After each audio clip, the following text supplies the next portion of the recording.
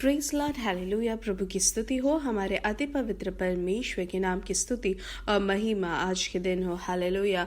मेरे प्रिय लोग, प्रभु ने हमें एक साथ 2021 जनवरी 30 तारीख हमें अनुग्रहित करके दिया है कि हम अपने पिता को हम धन्यवाद करें, स्तुति करें, आराधना करें। इसलिए हर कोई अपनी आवाज़ों को उठाकर, हाथों को उठाकर स्तुति करे प्रभु को। हालेलुया। सर्वशक्तिमान प्रभु है हमारा। हालेलुया। इसलिए धन्यवाद, स्तुति, आराधना हम बोले। हालेलुया। स्तुति करे प्रभु को। पिछले पूरे दिन और रात प्रभु ने हमें संभाला है, हमें अच्छी नींद दी है प्रभु ने। आज के दिन हमें आरोग्य से, सेहत के साथ हमें जगाया है, उसके लिए हम धन्यवाद कहें। हालेलुया। धन्यवाद, धन्यवाद, धन्यवाद, धन्यवाद पिता। हालेलुया। धन्यवाद, धन्यवाद। हम आपकी आराधना करते हैं, आपकी स्तुति करते हैं प्रभु। हालेलुया। धन्यवाद और स्तुति आपको हम चढ़ाते हैं प्रभु। हालेलुया। अब तक आपने हमें संभाला, आपकी कृपा को हम जब याद करते हैं तो आपकी स्तुति करते हैं। यह हमारी किसी खूबी से नहीं है प्रभु, आपकी दया से हम आज के दिन जगह है प्रभु। हम जो आयु हमें जो मिली है वो आपकी दया से है प्रभु। हम जो आराम से समाधान के साथ है वो आपकी दया के कारण है प्रभु। आपके प्यार के लिए धन्यवाद, आपकी दया के लिए धन्यवाद। दिल से धन्यवाद करते हैं, धन्यवाद, धन्यवाद, स्तुति करते हैं प्रभु। हालेलुया। सब लोग प्रभु की स्तुति करें। अब तक प्रभु ने हमें संभाला है, अब तक प्रभु ने हमें सुरक्षा दी है, अब तक प्रभु ने हमें परिपालन की है, उसके लिए हम धन्यवाद करें। प्रभु की उस दिव्य दया के लिए हम धन्यवाद करें। हालेलुया। धन्यवाद पिता, आपके प्यार के लिए धन्यवाद, आपकी करुणा हमेशा की है, उसके लिए धन्यवाद करते हैं। हालेलुया। धन्यवाद, धन्यवाद, धन्यवाद। भजन संहिता 136 के पहले 4 वचनों में हम ऐसे पढ़ते हैं, यहोवा का धन्यवाद करो क्योंकि वह भला है और उसकी करुणा सदा की है। जो ईश्वरों का परमेश्वर है उसका धन्यवाद करो, उसकी करुणा सदा की है।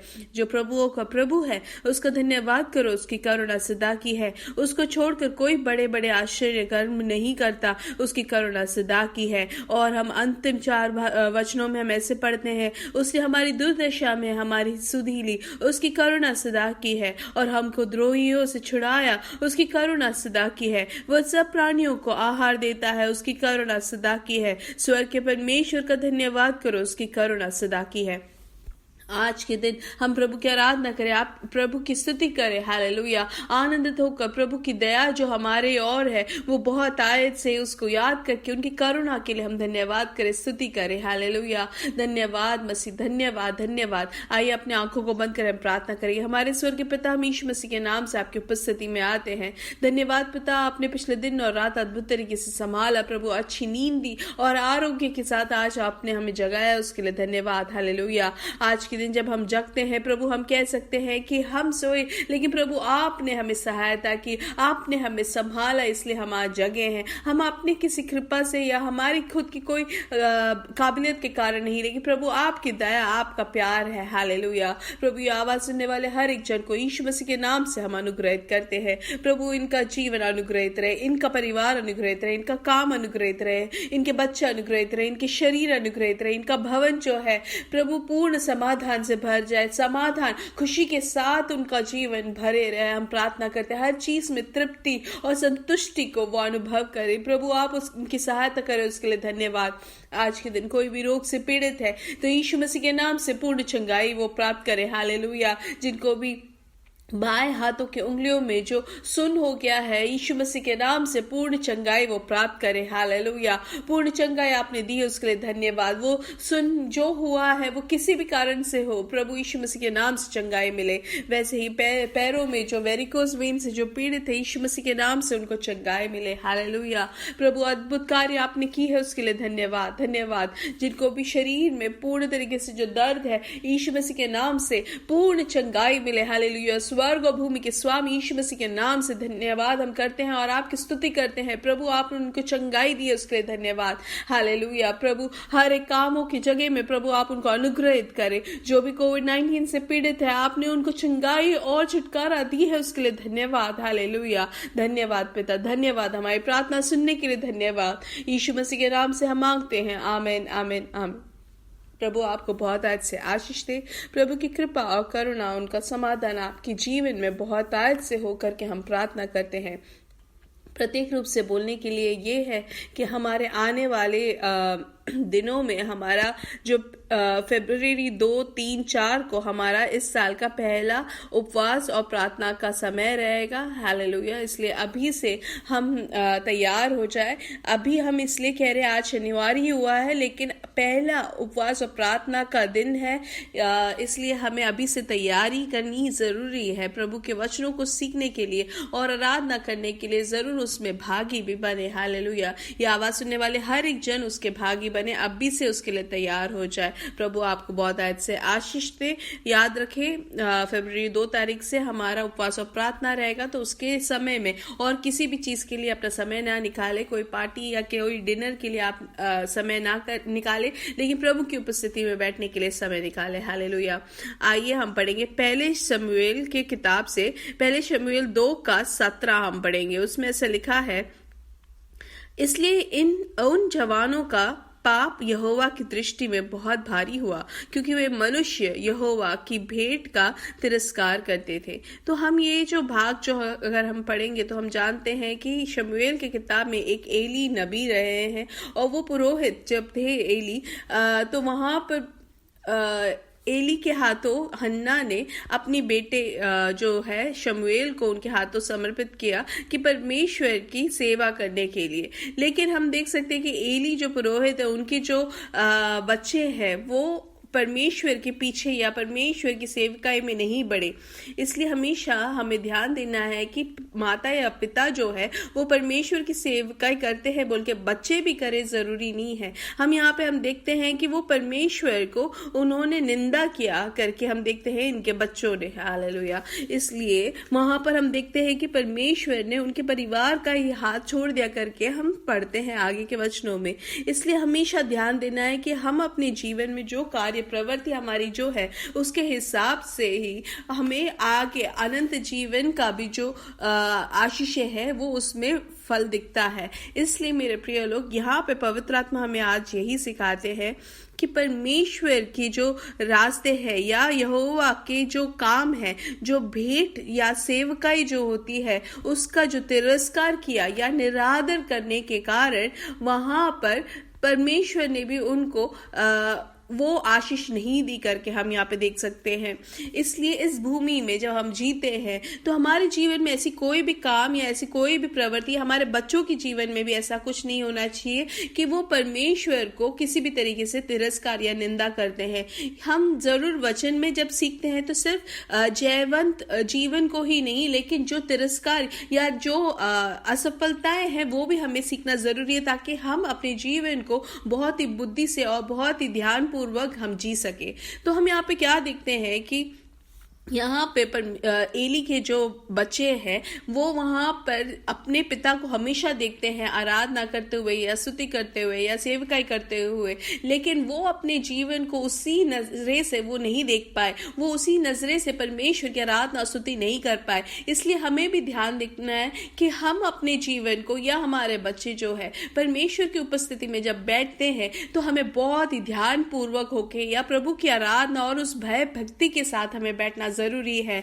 इसलिए क्योंकि कोई और प्रार्थना कर रहा हो, लेकिन हम अगर उसी मन से, उसी एक मन से अगर हम प्रार्थना नहीं करते हैं तो प्रभु की हम निंदा करते हैं। इसलिए याद रखिए कि कोई और व्यक्ति प्रार्थना करते हैं, अगर हम उनके साथ एक मन से प्रार्थना नहीं करते हैं, हमारा मन कहीं और घूम रहा है, तो याद रखें हम प्रभु को हम निंदा कर रहे हैं या प्रभु को तिरस्कार कर रहे हैं, उनको निरादर कर रहे हैं, ना कि उस व्यक्ति को जो प्रार्थना कर रहे हैं। वैसे आराधना में जब बैठते हैं तो अगर हम मोबाइल देखते हुए बैठेंगे या कोई और हमारा मन है तो हम प्रभु को हम निरादर कर रहे हैं। इसलिए हमें ध्यान देना है कि गलती से भी हो हम प्रभु को हम निरादर या किसी भी तरीके से तिरस्कार ना करें। ये कभी कभी हम बिना जाने हम कर लेते हैं, हम ये जानते नहीं है कि क्या हमें धन्यवाद करने की जरूरत है, क्यों हमें स्तुति बोलना है या क्यों हमें आमीन बोलना है। कोई और प्रार्थना करता है या स्तुति करते हैं या आराधना करते हैं। हमेशा याद रखें कि जब प्रभु की उपस्थिति में बैठते हैं, प्रभु की उपस्थिति वहां उतर आती है और उस भय भक्ति में अपने जीवन को बिताना जरूरी है।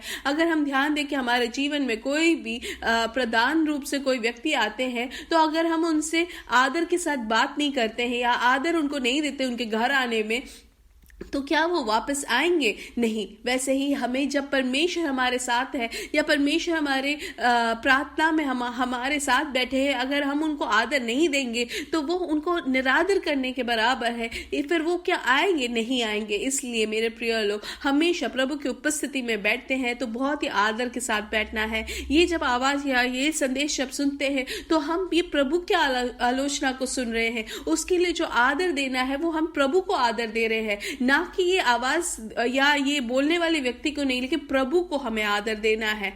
इसलिए हम देखते हैं कि एली के जो बच्चे हैं वो प्रभु को निरादर या तिरस्कार कर रहे थे, प्रभु की जो भेंट है उसको तिरस्कार किया। इसलिए प्रभु ने भी प्रभु की दृष्टि में वो तिरस्कार के बराबर हुआ और प्रभु को उन्होंने आदर नहीं दिया, इसलिए प्रभु ने उनको भी वो आशीष नहीं दी। इसलिए हमेशा हमें ध्यान देना है कि आराधना करने के समय या वचन सुनने के समय प्रभु की उपस्थिति में जब बैठे तो भय भक्ति के साथ बैठना है। वही हमें अपने बच्चों को भी सिखाना है, क्योंकि हम जानते हैं हमारा प्रभु जो हमें मारने या पीटने वाला नहीं है, बहुत प्यार करने वाला प्रभु है। लेकिन हमारा प्रभु सृष्टिकर्ता प्रभु है। वो कौन है? हमें उद्धार छुटकारा देने वाला प्रभु है। कौन, किसके सामने हम बैठे हैं, किन से हम प्रार्थना करें, इस बात के बोझ से हमें बैठना जरूरी है। तभी हमें अपने प्रार्थनाओं में हमें उत्तर मिलेगा। प्रभु हमें उसी वक्त हमें उसके अनुसार हमें प्रभु आदर देते हैं।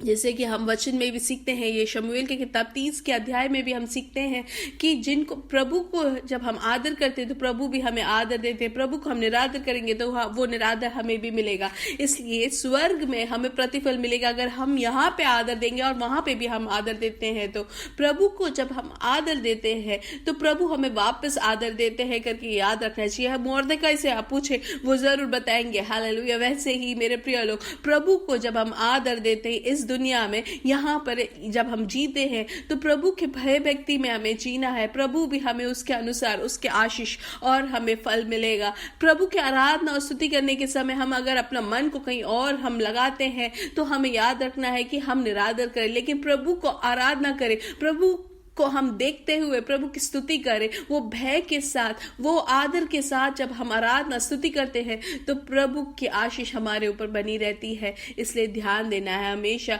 कि प्रभु ने हमें इस दुनिया में अगर रखा है और यहाँ पे हमें जब आदर देना है, प्रभु भी हमें वो आदर यहाँ पे इस दुनिया में ही देंगे। हालेलुया।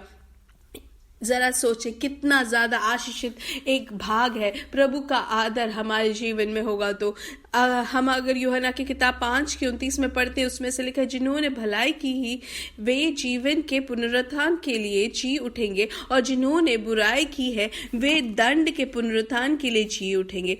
क्या हम विश्वास करते हैं कि पुनरुत्थान होता है? पुनरुत्थान जो होता है तो वो हम किसके लिए उठेंगे? जीवन के लिए उठेंगे या दंड के लिए उठेंगे? इसलिए ध्यान देना है कि हम प्रभु को जब आदर देते हैं तो किस तरीके से हम प्रभु को आदर दे रहे हैं। क्या हम आदर दे रहे हैं या निरादर कर रहे हैं? ये चीज हमें ध्यान पूर्वक अपने जीवन को बिताना जरूरी है मेरे प्रिय लोग। आगे हम प्रकाशित वाक्य 22:12 में भी पढ़ते तो उसमें से लिखा है, देख मैं शीघ्र आने वाला हूं और हर एक काम के अनुसार बदला देने के लिए प्रतिफल मेरे पास है। हालेलुया। इसलिए हमेशा हमें याद रखना है कि प्रभु के साथ अगर हमें वास करना है तो हमें क्या करना है? हमेशा हमें ध्यान पूर्वक जीना है। प्रभु के साथ हमें प्रभु की आराधना स्तुति करते हुए हम इस भूमि में जब जीते हैं तो बहुत ही ध्यान पूर्वक जीना जरूरी है। हालेलुया। इसलिए हमारा जो आज जो हम अपने जीवन को जैसे बिताते वैसे ही हम अनंत जीवन में हम उसका फल हम पा सकते हैं। इसलिए ये दोनों चीजों को समझकर हमें जीना जरूरी है कि इस दुनिया में हम प्रभु की आदर करेंगे तो प्रभु हमें आदर देंगे, प्रभु को ऊंचा उठाएंगे तो प्रभु हमें ऊंचा उठाएंगे। इसलिए हम याद रखें, हम अपने बच्चों को भी याद करें या बच्चों को भी सिखाएं। वही चीज हम जब दिखाते हैं तब वो सीखेंगे, क्योंकि हम जैसे परमेश्वर की उपस्थिति में बैठते हैं वही बच्चे भी सीखते हैं। हम सभा में, हम कलीसिया में कैसे बैठते हैं वैसे ही वो भी देखकर सीखते हैं। वो बचपन में हमें देख के ही सीखते हैं और वो चीज अंत तक उन्हें सिखाएगा। वैसे ही हम अगर आराधना को सुनते हैं या आराधना करने के समय अगर उसका हम तिरस्कार करेंगे तो वो गलत है। अगर हम ये संदेश सुनते हैं, कोई भी परमेश्वर का प्रचार सुनते हैं तो उसका तिरस्कार ना करें, क्योंकि वो प्रभु को तिरस्कार करने के बराबर है। इसलिए ये परमेश्वर ने दिया हुआ एक संदेश है आज के दिन। हमें ध्यान देना है कि हम अपने घर में जब आराधना स्तुति करते हैं या आराधनालय में, कलीसिया में जब स्तुति आराधना करते हैं, बहुत ही ध्यानपूर्वक आदर के साथ हमें बैठना है।